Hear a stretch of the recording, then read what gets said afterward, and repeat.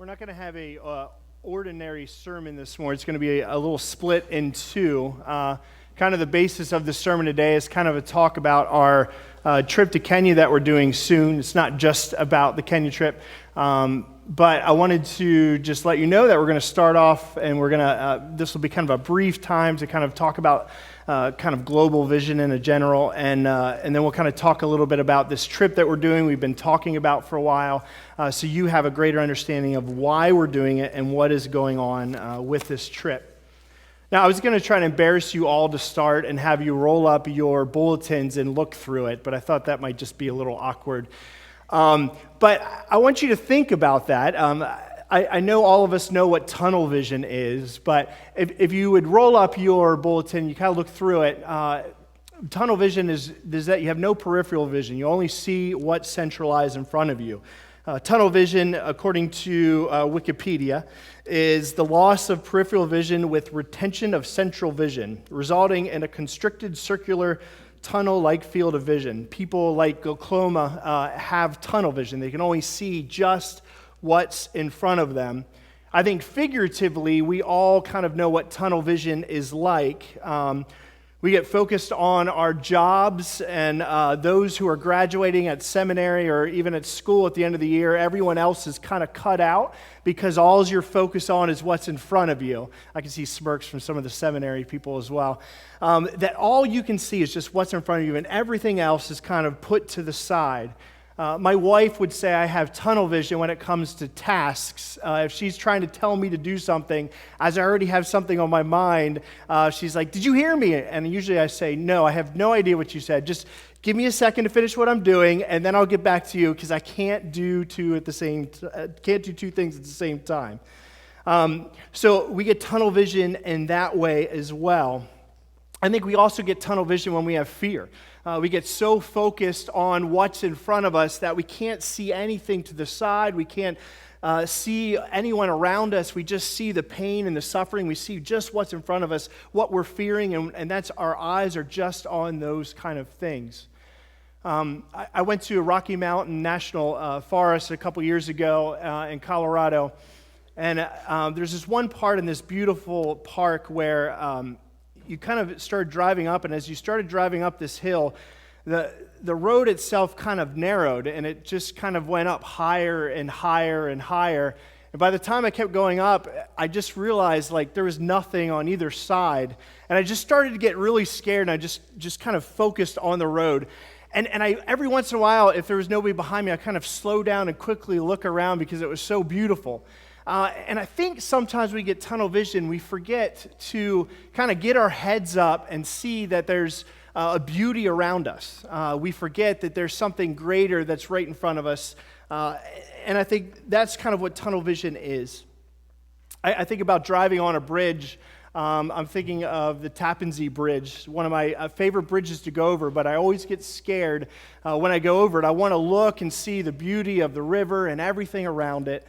But my eyes are glued to what's in front of me and the trucks whirring by about 70 miles an hour, making sure that I don't fall off the road. But I wonder sometimes, I can't wait sometimes when my wife drives because I can go over the Tappan Zee Bridge and just look at everything. My grandmother grew up right in that area. I knew where she used to clam on the river, and I could look. But other times I couldn't because my eyes had to be so focused on what's in front of me. I think tunnel vision can be good. But I think at times it's hindrances to us because we're only seeing one thing. We're not seeing a bigger picture of who God is, and we're missing some of the beauty around us. I think there are times as Christians that we have a tendency to do that with the world. We get so focused on us as Americans and what's in front of us that we just kind of forget the beauty and the wonderful things that God is doing all across the world. And today I kind of want to talk about that sometimes our vision just gets a little misconstrued. We kind of forget that there's something greater than what's in front of us. I think anyone can do that. But I want to challenge you today as we're talking about that. I'm going to go through this at a short period of time, but I want you to think about that. I think all of us should be challenged in this. I don't think it's too far gone to think that there's places where we can grow in our view of a global picture. Now, I want to give a disclaimer when I say this. I'm not looking at everyone in here and saying nobody has global vision or all of you are just focused on America, because the one thing I love about this church and the reason I came here, a part of the reason I came here is because of the compassion and the heart this church has for those that are overseas. We have many people that live in this church or go to this church that have family members that are overseas. We've always been able to give money and support and try to do our best to be a part of caring for one another. I'm always amazed by your giving for this church when new missionaries come in asking for you to support them.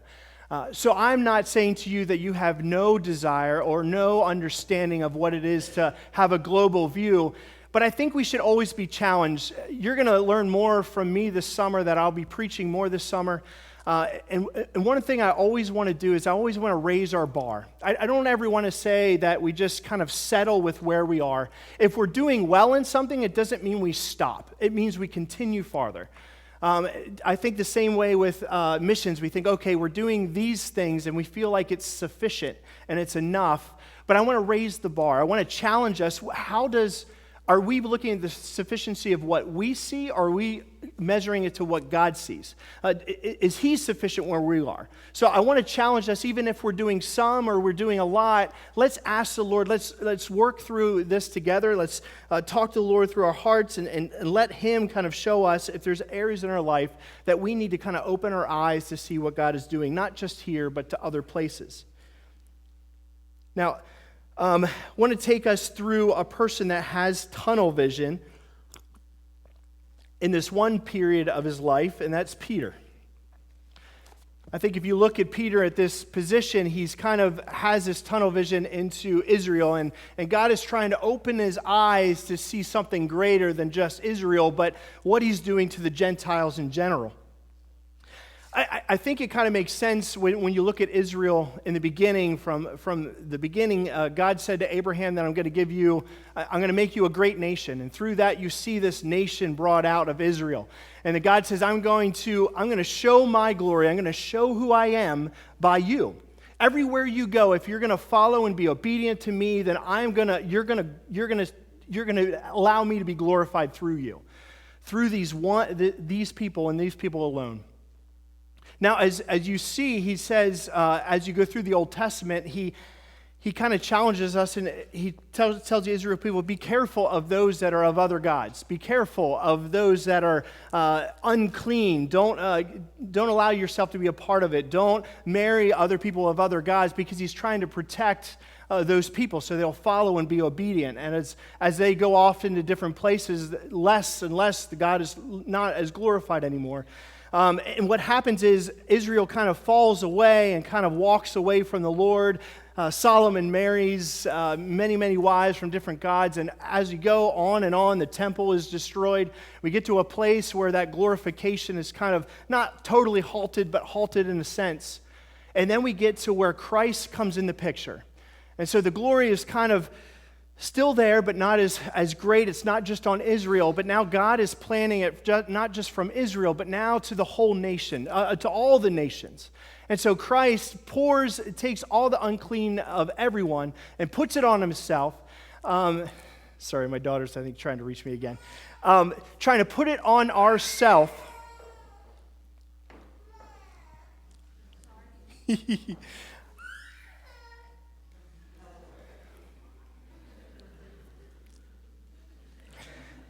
Sorry, distracted.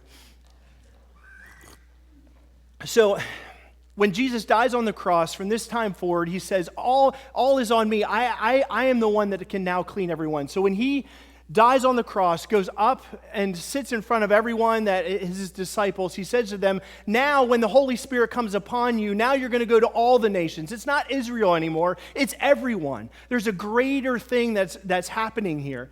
But see, Peter, and you'll see it in the New Testament that it happens often, that the Jewish people keep kind of going back. They keep forgetting that it's not just about them anymore. It's about the bigger picture that God is caring and loving for all the nations. It's not just about Israel and Israel alone.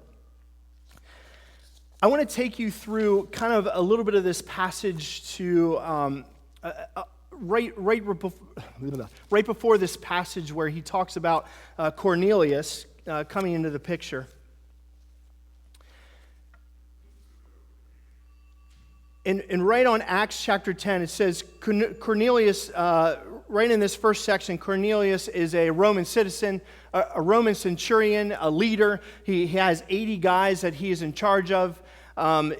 God puts on his heart, he's been praying and praying and praying, and God says, go to Peter and bring him back. And so this starts this new thing that he sends people to go see Peter, and at the same time, Peter has this vision of seeing this sheet with unclean animals and clean animals, and God says, eat of these animals. And he said, and 3 times God had to keep saying to him, eat. What I said is clean is clean. What you think is unclean is no longer unclean. I'm the one that cleaned it. And Peter was just getting this. He was still trying to understand what was going on at this time. And right as he was trying to figure this out, all of a sudden these people that came for Cornelius came to the house. And so Paul is told to go downstairs. There's people ready to talk to you. And I want to look a little bit at just how when we look at the Cornelius as a centurion, how did God kind of break down some of that tunnel vision that Peter had? See, Peter's still seeing things in his own eyes from Israel's standpoint, and God is trying to break some of that. And I think he does it through this Roman centurion. As I said, this guy comes and I want to read just this passage, right, 24 through 26. It says, the next day, Peter started out with him, and some of the believers from Joppa went along. The following day, he arrived in Caesarea. Cornelius was expecting them and called together his relatives and close friends. As Peter entered the house, Cornelius met him and fell at his feet in reverence. But Peter made him get up. Stand up, he said. I am only a man myself. I think God sent this centurion to Peter to break down these boundaries and to break down these walls, this focus just on Israel. And this is one of them. And the first one I see is that God can make an unclean person clean. He took this Roman centurion who has taken over Jewish people. They're in charge of everything around. They've destroyed, they've taken everything they want. In the eyes of a lot of Jewish people, they were evil. They were protecting them in some senses, but there was a lot of things that they were doing that were wrong. They were sinning and doing whatever they wanted. But God brought this person to Peter. He didn't bring another Jewish person. He brought, this centurion who has done evil in the eyes of the Lord and brought him to know him. And he gave him a vision so that Peter knows that God has spoken through him, that he can clean even him. I think we forget clearly, I think we forget sometimes how God can clean anyone. I think sometimes we forget, we get angry at certain different nations and how they treat us. And we're quick to just get angry, and sometimes we forget that God can even clean their hearts.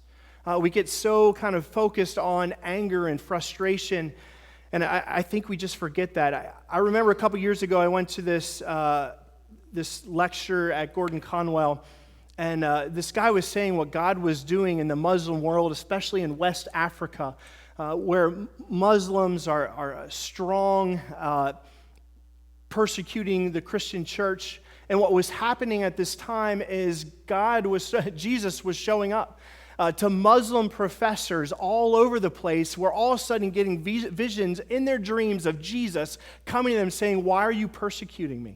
Jesus was coming right to them to change their lives, and they're coming to Christ. It's happening around us. I think sometimes we forget what God can do in other countries. We look at places, and even here in our country, we'll say, "Oh, it's impossible. It's impossible to see what's going on." But when we see what God's doing in other countries, it helps us to get a bigger picture that God is doing great things, and He can do anything through anyone. He can make an unclean person clean. Another way God uses the centurion to break down Peter's tunnel vision is by showing to Peter that he can use any man or woman as his vessel. See, if you think about it, you have Moses, you have Abraham, you have all these wonderful prophets that have come from Israel, and they've been the ones that have brought the message into the world, and now God is saying it's no longer them anymore, it's to everyone. I'm not going to just heal them and cleanse them, but I'm also going to use them. It's no longer just you, but I'm calling others to be a part of that. I think sometimes if you look at the Jewish people, in a sense, there's a sense of inferiority complex. Just this idea that only God has done something in us, and so sometimes they have this tendency to think that only God is going to do it through us. And I think through this Roman centurion, God was showing him that this isn't true, that God is doing something greater. I think this is true with us as Americans from time to time, that we can have an inferiority complex. Now, bear with me. What I'm saying is we know that we're we're one of the nations that sends so many people to share the gospel all over the world. We give, we do all these different caring social projects to help all over the world, and sometimes we can get so infatuated with ourselves that we forget how great God can use the other people in the world, that we think that we have all the knowledge and all the wisdom, that we have the books and the seminaries and all these things to be able to do all this, and we go into missionary fields thinking that we know it all. And that's not always true. I wanted to read something that I picked up from the...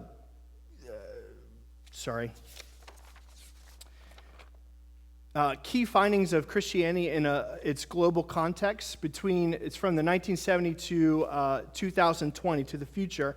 It's done by the Center for Study of Global Christianity at Gordon Conwell. I just want to read some things that are going on just to get our mind around this. It says, the 20th century experienced the great shift of Christianity to the global south, a trend that will continue in the future.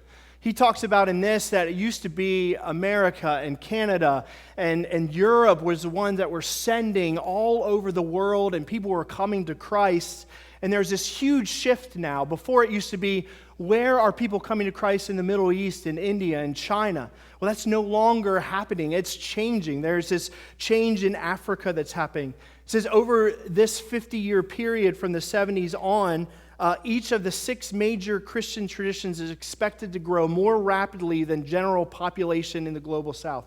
The fastest growing tradition on East continent is the Marginals in Latin America, Independents in Asia, and Anglicans in Africa, and Orthodox in Oceania. There is this huge shift that's happening, that God is using other nations to go out into the world to change lives. I think sometimes we kind of see this picture of us doing that, but that's changing. I want to read this little section. It talks about missionaries that are being sent from other countries.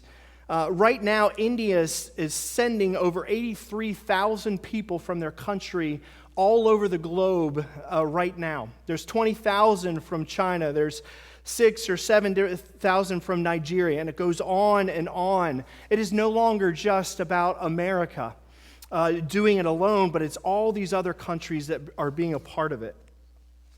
I think it's important for us to just be to be reminded that it's not just about us, that sometimes we get focused on the things that are happening on in this country, and sometimes we miss the bigger picture. And sometimes when we see that things aren't going well here, we forget how God is doing great things in other countries. And we forget how wonderful God is and how strong He is and how powerful He is, because we kind of see it from our own mindset. But I know in a couple, I talked to this group from China. A friend of mine was telling me about it. They were getting ready to be sent out to Russia. It was one of the first missionary groups to leave China, and one of their greatest visions is to come back here. There's a lot of churches and countries that are saying that God is calling them back here to be able to share the gospel. I think we have to see the power of what God's doing other places. I think we can get so downtrodden with what we see here, but we see the bigger picture, that God is moving in places He's never moved before. There is great revivals happening. That gives me encouragement. Maybe not everything is great where we are, but it gives me encouragement that God is moving in other places, and He's going to bring it back here again. He's going to bring other people back. I think there's an encouragement by what God is doing. I think Peter is drawn into this, trying to understand what God's doing, but he brings this to the centurion to remind you, hey, Peter, it's no longer just you, it's everyone. All the nations are going to be a part of this. I want to read our passage here, and it's kind of hard to stay on one passage when you think of global vision and kind of all the nations, but I just want to read this part and kind of give a little bit of a section, and then we're going to talk a little bit about what we're doing.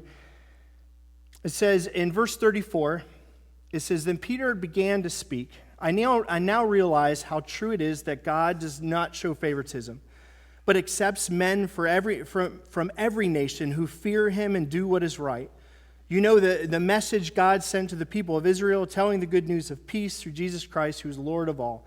I think this section is so important. Peter finally gets it. He walks in, he even says earlier that it's against the law for me even to be in your presence. I'm told not to be with Gentiles. But God is telling him no longer. It's time for you to be a part of what God is doing.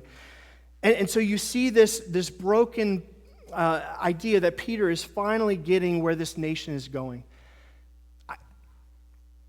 I want to articulate and help you understand it is sometimes we have this tunnel vision when we think of the nation that we just forget the fact that there's a greater God. When we're so focused on what's happening in America, we miss the picture that God is doing greater things, but also we miss parts of who God is and his character.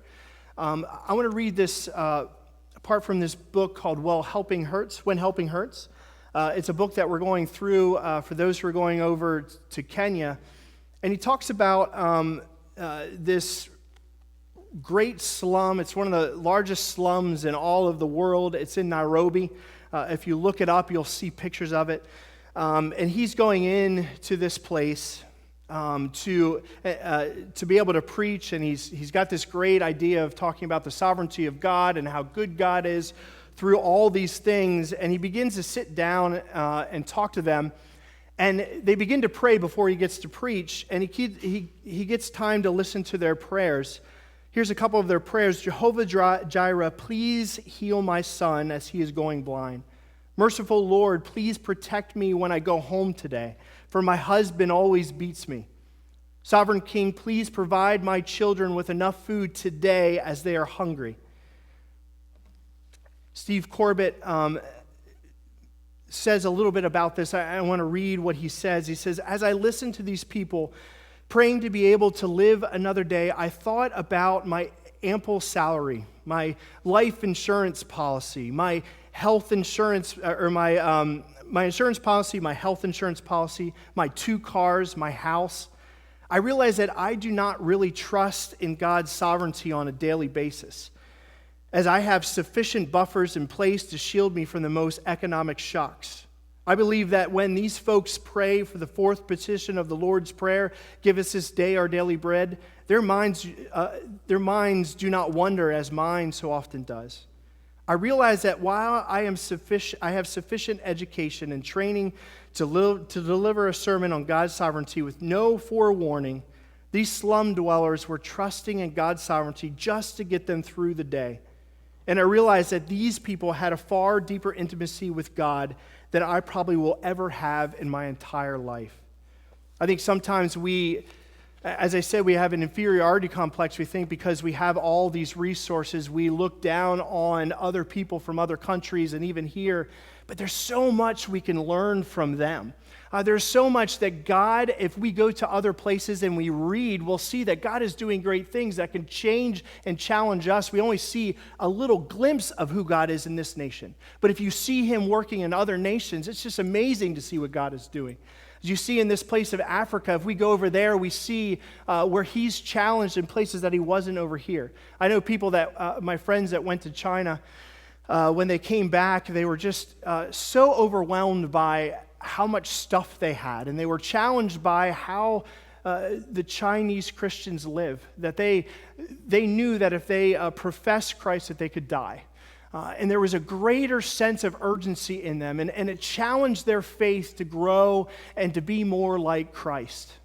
I think sometimes if we have this picture of just here, we miss a greater glimpse of God in all these other countries. I think it's time for us sometimes to read and understand what's going on. And as we engage into the world, as God is about all the nations, not just here, we need to have a bigger picture than just here so that we can have a greater glimpse of what God is doing and who He is. If we're so focused and centralized on this place, we're going to miss out on the great things that He's doing in South America and India and Africa.